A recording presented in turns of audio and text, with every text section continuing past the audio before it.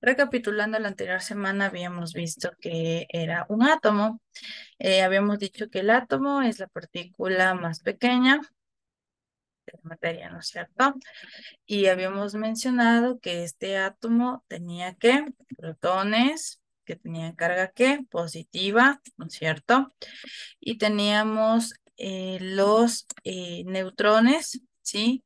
Con carga negativa, ¿sí? Los neutrones con carga neutra, por eso viene de neutrones, ¿sí? Y los electrones con carga negativa, ¿sí?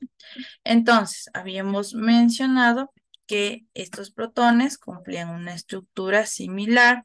¿Esto qué quiere decir?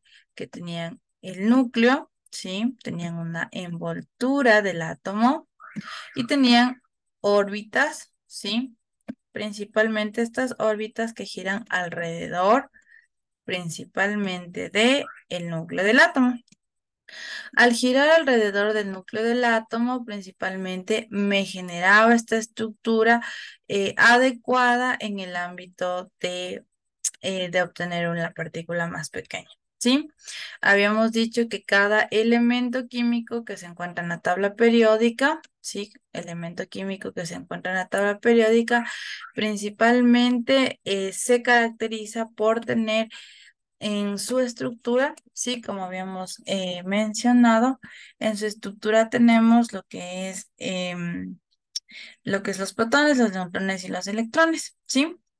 Pero para llegar a la estructura que vimos la anterior semana, que ya les había explicado, y la carga eléctrica que hemos visto en columpios, que vimos ya la anterior semana, también tuvo que haber pasado un proceso histórico y que eso lo vamos a ver el día de hoy, ¿sí? ¿Y qué proceso histórico pasó para obtener el átomo que tenemos el día de hoy, las cargas electrónicas que tenemos el día de hoy? Principalmente tenemos la famosa. Sí, no sé si logran visualizar. Tenemos el famoso proceso de la unidad de modelos atómicos. ¿Sí? Como ustedes saben, tuvo que haber pasado un proceso respectivamente, ¿sí? Estos modelos atómicos tuvieron que haber pasado todo el proceso para lograr tener la estructura que tenemos hasta el día de hoy, ¿sí? Es decir, que estos modelos crearon a medida nuevas cosas. En 1803, Dalton determinaba que el átomo era como una masa totalmente general, que tenía mezclados sus protones, sus neutrones y también sus electrones. En cambio, Thomson decía, no, no puede ser que el átomo sea una sola masa. Entonces, en 1904, él propuso que existían protones positivos y negativos. Él comparaba que era como un pudín de pasas, ¿sí? Rutherford en 1911 determinó que no. Sencillamente tenía que tener un núcleo en donde existían los protones y los neutrones en un núcleo, pero que no tenía cargas eléctricas. Bohr determinó que habían estas energías que rodeaban como el sistema solar los niveles de los electrones que tenían órbitas que rodeaban alrededor del núcleo. Y Sommerfeld determinó los electrones en la característica de hoy del número atómico. ¿Sí? Dentro de esto vamos a ver qué es un modelo atómico. Normalmente un modelo atómico consiste en representar de manera gráfica dimensiones de la materia. ¿Esto qué quiere decir? Que estos modelos de estudio resulten más sencillos. Al decir que resulten más sencillos se genera esta característica. ¿Sí? Entonces, ¿cómo evaluamos el proceso del modelo atómico? En la antigua Grecia, Leucipo y Demócrito antes del 450 a.C., determinó que el átomo era una partícula, pero no sabían si era pequeño o grande, pero existía. Era una partícula que estaba presente en el aire o en el medio ambiente. John Dalton, como les había mencionado, determinó que el átomo estaba compuesto por una sola masa, ¿sí? Pero Joseph Thomson dijo no. Obviamente, el átomo tiene que tener cargas positivas o negativas y Ernest Rutherford debe tener características, obviamente, como un núcleo, ¿sí? Que tiene una órbita, pero tiene un núcleo. Y Niels Bohr decía que no, que el átomo está compuesto como el sistema solar. Entonces, como les mencionaba, Leucipo era un filósofo griego que decía que las partículas se encontraban totalmente más pequeñas, ¿sí? Que tenían el límite. Demócrito era un filósofo discípulo que eran partículas indivisibles, en los cuales lo nombró átomo. Ahí Demócrito determinó que, ¿cómo es posible? No puedo verlo, no sé si existe, pero decían que estaba presente en el medio ambiente, ¿sí? Como habíamos mencionado, John Dalton, sí, principalmente son partículas indivisibles. Él planteaba con diferentes experimentos que se descartaba justamente en esa época, normalmente científicos que decían en el siglo XIX. Como ustedes saben en la historia, en ese tipo de siglos era muy determinado la parte donde se mencionaba directamente la calidad científica, ¿sí? Después John Dalton dijo no, obviamente, propuesto con la filosofía mencionada por los dioses griegos, mencionaba que la materia estaba formada por átomos pequeños, obviamente, pero era una bolita de acero, una masa chiquita que no podíamos ver, pero una bolita en general, ¿sí? Posteriormente, John Dalton decía que de acuerdo a la teoría en relación a la filosofía griega, mencionaba que habían diferentes compuestos. Aquí John Dalton ya dio la iniciativa de la parte inicial de la tabla periódica, en donde los elementos estaban compuestos por azufre, carbono, hidrógeno, ¿sí? Y que cada uno de estos diferentes símbolos están relacionados, ¿sí? Aquí John Dalton también decía que se podían combinar estos átomos, pero era una breve teoría. No estaba comprobado. Bueno, gracias a los aportes de John Dalton, podemos explicar el día de hoy las leyes de la combinación química, cómo es la combinación de un átomo con otro para formar una molécula, la cantidad de los números enteros que tiene un elemento, ¿sí? También determinó que los átomos eran idénticos entre sí y que tenían diferentes propiedades químicas, reaccionaban de diferente manera. También habló acerca de la ley de la conservación de la materia o de la masa, ¿sí? Eso le debemos a John Dalton, que es lo que ya vimos la anterior semana, cómo calcular la ley de la materia. Un compuesto también está compuesto por varios niveles atómicos, como podemos ver. Yo les decía, hagan en cuenta el jugo de coco, ¿ya? O el jugo de mora. ¿Qué necesito para hacer jugo? ¿No es cierto? La mora, el agua, tengo jugo de mora. Y obviamente las personas que les gusta el azúcar, azúcar. Entonces, asimismo es la química. Reactivo uno, que pongámosle que es la mora, más el agua, más les pongo un ejemplo, el azúcar. Reacciona a jugo de mora. Entonces, el producto, ¿sí? Gracias a John Dalton tenemos la relación de reactivo versus producto, ¿sí? Adicionalmente tenemos los problemas de la teoría de Dalton. Sí, estos problemas son totalmente indivisibles. Están propuestos principalmente en descubrimiento. ¿Sí? Gracias a John Dalton podemos mencionar que existe la famosa, ya se dio breve conocimiento de los protones, electrones y neutrones. Y gracias a él también ya determinó los isótopos. ¿Sí? Los isótopos habíamos dicho que tienen la misma característica de masa, diferente número atómico, ¿sí? Y aquí ya se dio lo que son las sustancias moleculares elevadas al acero, ¿sí? Que eso es lo que vamos a ver con reactivos redox, ¿sí?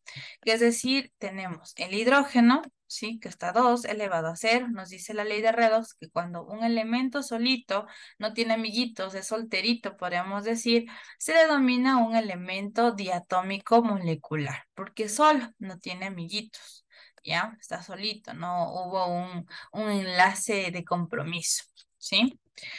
Entonces, ¿qué nos mencionaba lo que es? Nos mencionaba el modelo, después Dalton decía, no, la teoría de, sí, la teoría totalmente de Dalton sí era, pero Thomson decía, hay algo que está no cuadrando aquí, no creo que sea una sola masa el átomo. Entonces, él utilizó la investigación principalmente de William Crookes, en donde se hacía el traspaso principalmente de corriente de electrónica en tubo de gases. Esto utilizaban para hacer los primeros inicios de trasplantes de órganos, ¿sí? Como ustedes saben, todo tiene su proceso. Entonces, este campo hubo una atracción y repulsión, que esos son dos términos que les pueden tomar, ¿sí? Y si es posible, anoten. ¿Qué es la atracción en química? La atracción es un proceso químico en donde se trae un elemento hacia otro mediante compuestos energía eléctrica o energía, ¿sí? Y la repulsión o repelente se quiere decir que repulsa, que no se une, ¿sí? Aquí hablamos de elementos positivos y elementos negativos. No sé si ustedes han escuchado que dicen, profe, cuando yo pongo las pilas y pongo positivo, positivo, no vale el control, ¿no es cierto? ¿Por qué? Porque obviamente la pila tiene un compuesto de aluminio en donde está reaccionando en la parte de arriba como positivo y en la parte de abajo como negativo, ¿sí? Y al generar ese proceso, principalmente ahí tenemos la reacción, la atracción. Polos opuestos se atraen, dicen, ¿no es cierto? Les ponía un ejemplo que, por ejemplo, cuando una persona es muy, muy, muy fuerte de carácter, no puede estar con otra persona fuerte de carácter, porque realmente no van a poder compaginar, ¿sí? Y por eso es importante el proceso de atracción, ¿sí? Positivo y negativo. La repulsión es cuando los dos signos son iguales, negativo, negativo o positivo, positivo, ¿sí? Es decir, que elementos tienen la misma cantidad de iones en relación a valencias y por eso genera repulsión. La atracción, como les había mencionado, elementos que tienen diferente número de valencias, puede ser que generen una unión o un elemento, ¿sí? Por eso les tomo ejemplo del famoso agua, ¿sí? El agua tiene valencia +1 y tenemos el oxígeno con valencia -2. -2 multiplicado por -2, 2.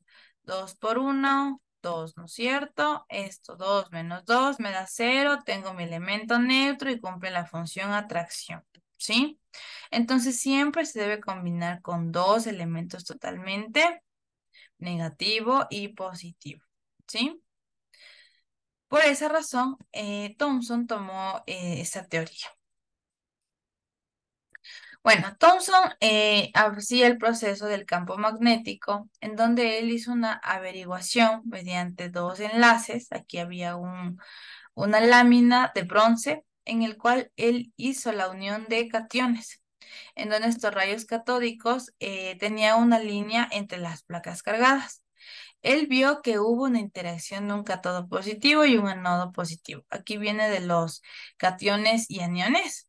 Aquí viene el nombre de aniones y de aquí viene el nombre de cationes gracias a la ley de Thomson, ¿sí? Entonces Thomson vio que había una combinación eléctrica y obviamente determinó que gracias al vacío que tenía, obviamente aquí había el compuesto neutro. Al hacer este compuesto neutro, había una interacción positiva y una interacción negativa. Entonces, obviamente ahí mencionó Thomson que no era una sola masa el átomo, sino que tenía varios elementos. Dentro de estos aportes, Thomson ya mencionó que existían cargas negativas en los cuales los denominó electrones y que ya había carga positiva y también estas dos unían un proceso neutral. ¿Sí? ¿Cuál fue el problema de Thomson? Es que no había mucha estática, ¿sí? En física normalmente les dan lo que son movimiento rectilíneo uniforme y ahí entra lo que es el proceso estático, en donde una relación con fuerza de atracción debe haber un proceso de concordancia con la fuerza y la rapidez o aceleración que actúe, ¿sí? Por esa razón, estos electrones no son estáticos, ¿sí? Y también tenemos la carga principalmente positiva que se debe a una zona sólida que sabe cargar o corresponder a una partícula llamada protones. Aquí ya hablamos de los protones, neutrones, electrones, ¿sí? Entonces, ¿cómo descubrió los protones Thomson? Thomson descubrió que habían partículas que eran muy, muy reactivas, más que el negativo. Y decía, ¿por qué hay este proceso reactivo muy amplio? Porque habían cargas o partículas totalmente positivas, ¿sí? Y por eso hubo los protones. Pero vino Rutherford y dijo, está bien. concuerdo con tu teoría, si existe protones, si existen neutrones, si existen electrones, pero todo está mezclado en como un pudín de pasas. Pues no, no todo está mezclado como un pudín de pasas. ¿Esto qué quiere decir? Que él hizo una experimentación con una lámina de partícula en cambio alfa, en donde hacía el rebote, ¿sí? ¿Y en qué consistió este experimento? Thomson también hizo de la lámina, pero no hubo mucha efectividad. Así que Rutherford, él sí hizo lo de las láminas con la lámina de oro, en donde había una interacción de partículas. Pero él decía, la lámina no puede desviarse, entonces hay algo está pasando con las partículas positivas. Entonces, ¿qué pasó? Que hubo mucha repulsión. Y aquí comprobó que existían lo que son órbitas, ¿sí? Como decir, el átomo tiene una órbita para que haya una reacción. Entonces, ¿qué pasó con el experimento de Rutherford? Rutherford mencionó que habían estas partículas. Normalmente estas partículas se desviaban y encontraban una trayectoria principalmente. Es decir, que ya decía, sí, no está solo mezclado, como decía Thomson, las partículas positivas y negativas, no. Ellas tienen un núcleo en donde reservan la carga positiva y alrededor de una sola, él mencionaba que había un solo envoltura, en lo que es la órbita, y que ahí se encuentran las cargas negativas, como podemos visualizar, ¿sí? Y ahí es lo que dice Rutherford, que establece que hay carga negativa y positiva y que se empieza a formar como una nube eléctrica, ¿sí? Del átomo. Obviamente los problemas de la teoría de Rutherford es que Rutherford no decía que había neutrones, que todo era positivo y negativo, como siempre digo, nunca nada es a medias, todo es sí o no. Rutherford decía, no, no existe ni un neutrón, ¿qué es eso? No hay. Pero él mencionaba que si es que no había un neutrón, también decía que podía colapsar el núcleo. Entonces, gracias a la teoría del descubrimiento del neutrón, se dio al famoso científico James Chadwick en 1932, en donde él nombró a los neutrones. Obviamente eso no tenía carga ni masa, pero decía que era importante para que el núcleo no pueda explotar, ¿sí?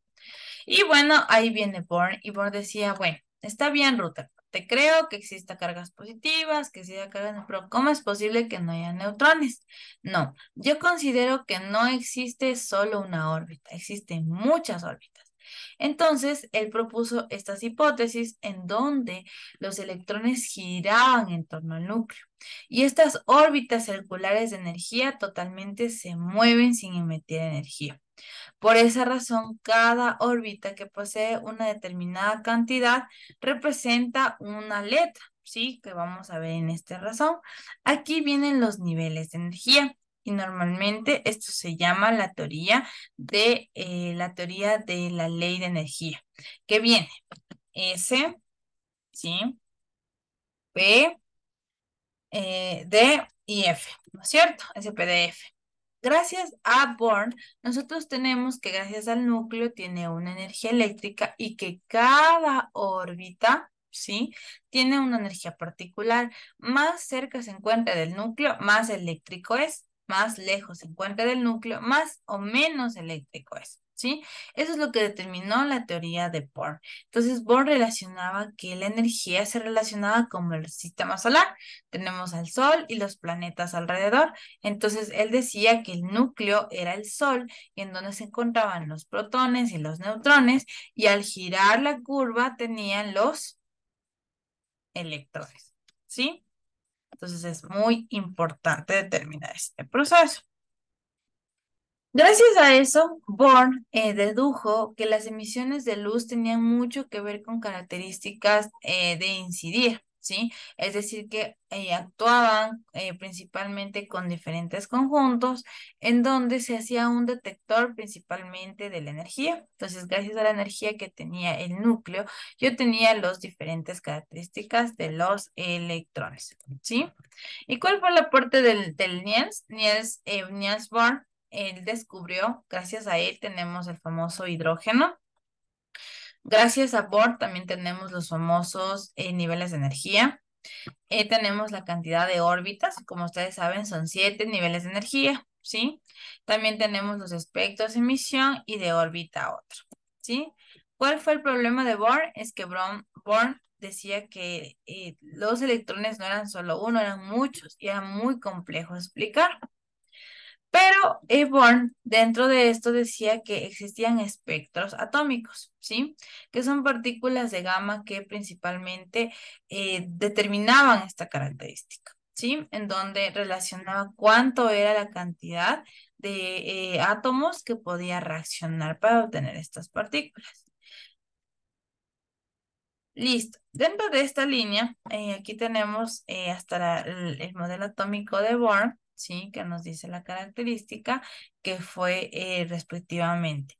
Después de Bohr hubo otro científico llamado Sommerfeld, que gracias a Sommerfeld tenemos el átomo como podemos ver, como el que yo les he dibujado, que es este de aquí.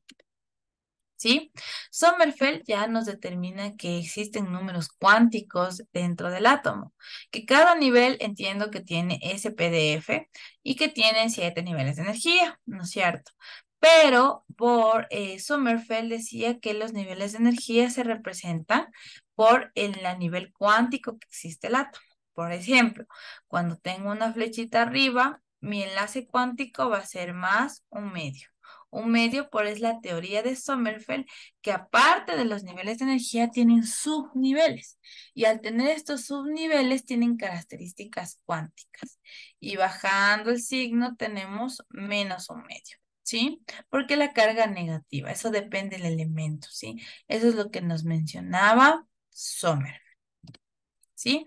Entonces, hasta aquí, chicos, átomos, hemos visto lo que ya es dentro de lo que es el cálculo también de lo que son protones, neutrones y electrones.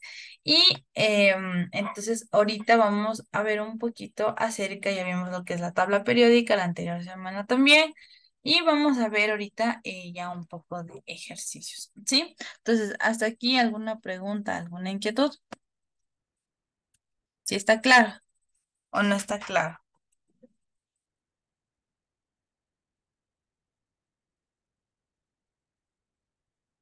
Listo. Entonces, tenemos los diferentes periodos del átomo. Entonces, tenemos el átomo, ¿sí? Que habíamos visto, que está conformada por varias órbitas, ¿sí? El átomo principalmente, uy, permítame, morado, ya. Entonces, el átomo, tenemos el átomo. Eh, Déjame ver aquí. Listo, tenemos que el átomo, sí, está formado por su núcleo. En el núcleo se encuentran los neutrones y tenemos los famosos protones, ¿sí? En el cual tenemos 7 niveles de energía. Tenemos uno, tenemos dos, tres, cuatro, cinco, seis y siete, ¿sí? Entonces tenemos que viene K. Ahí vamos a poner acá arriba, ¿ya? Se le denomina el primer nivel K, L, M, N, O, P, Q. Son los 7 niveles de energía. Y está compuesto por subniveles, que les había mencionado gracias a la teoría de Bohr, que viene S, P, D, F, ¿no es cierto? Vuelve otra vez. S, P, D, F, ¿no es cierto? Y así sucesivamente, ¿sí? Pero como ustedes saben, como son subniveles, ¿sí? Principalmente, uy, se me borró una órbita, ¿ya? Entonces, ¿cómo va a estar conformado los subniveles? El primer nivel va a ser S, el segundo nivel va a ser SP, el tercer nivel va a ser SPDF, ¿sí? Sabemos que tienen los niveles de energía, y el cuarto va a ser los cuatro, SPDF, hasta el cuarto. Después del cuarto viene el quinto, va a ser lo mismo, SPDF, viene el P, SPD y culmina en SP, ¿sí? Perdón. culmina en SP y al culminar en SP tenemos los números cuánticos gracias a la ley de Sommerfeld que les había mencionado, en donde tenemos el número cuántico SP un medio, SP un medio, sería menos un medio más un medio. Por eso ustedes han visto, profe, yo he visto que en química orgánica siempre tiene SP3, SP4, SP2, porque bueno, obviamente eso ya vamos a ver más adelante, en donde son las características de los niveles del carbono, ¿sí? Entonces, por eso es SP, porque termina en el número último cuántico, ¿sí? Del periodo del átomo. Entonces, ¿cuánto va a valer? Ese va a valer, vamos a colocar otro color, ese va a valer 2 electrones porque son subniveles eléctricos, por eso es electrones porque viene de electricidad. Ese va a valer 2 siempre, siempre va a valer 2 electrones, ese va a valer 2 electrones, P va a valer 6 electrones. Total van a ser 8 electrones. Lo mismo, S vale 2 electrones, P vale 6 electrones y F va a valer 10 electrones. ¿Sí? Lo mismo. S va a valer 2 electrones. P va a valer un electrón, perdón, 6 electrones, no un electrón, son 6 electrones P y D va a valer 10 y F va a valer 14, ¿sí? Esto tienen que saberlo muy bien porque vamos a trabajar con esto más adelante. Les voy a anotar en este lado.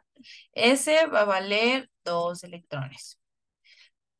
Tenemos P que va a valer 6 electrones. Tenemos D que va a valer 10 electrones. Y vamos a ver F que vamos a hacer 14 electrones, ¿sí? Entonces, respectivamente, tenemos estos niveles de energía, ¿ya? Entonces, ¿por qué tenemos estos niveles de energía? Porque es la complementación del átomo. Y al tener la complementación del átomo, esto me permite tener estas características. Gracias a los niveles de energías que tenemos aquí en el átomo, tenemos los famosos 7 periodos de la tabla periódica, ¿sí? Y gracias a la tabla periódica tenemos este proceso. Entonces, aquí entra también lo que es una propiedad llamada la propiedad electronegatividad. ¿En donde ¿qué nos dice la teoría de electronegatividad? Voy a ponerles un poquito más arriba. La teoría, punto, de electronegatividad, ¿sí? Nos dice, la teoría de electronegatividad nos dice que principalmente más alejado se encuentra es decir, la molécula, o más alejado el átomo, perdón, o la partícula, el electrón, más alejado se encuentra el electrón del núcleo, es menos eléctrico.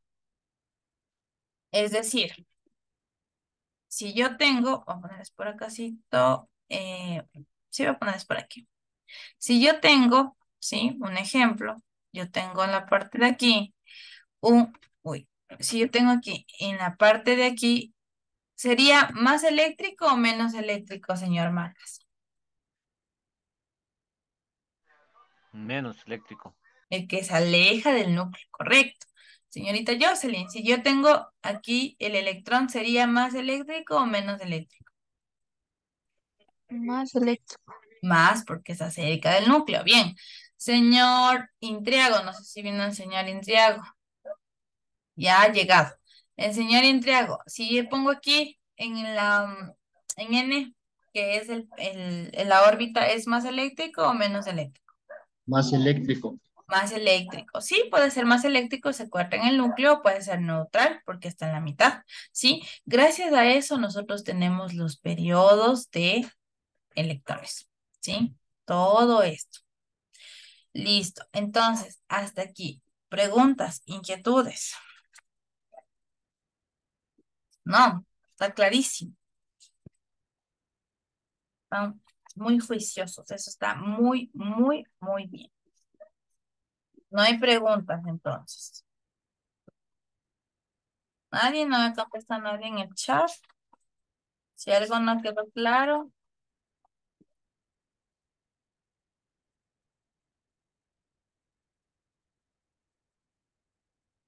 hable ahora o calle para siempre, siempre digo yo eso. Listo, señorita Lisbeth.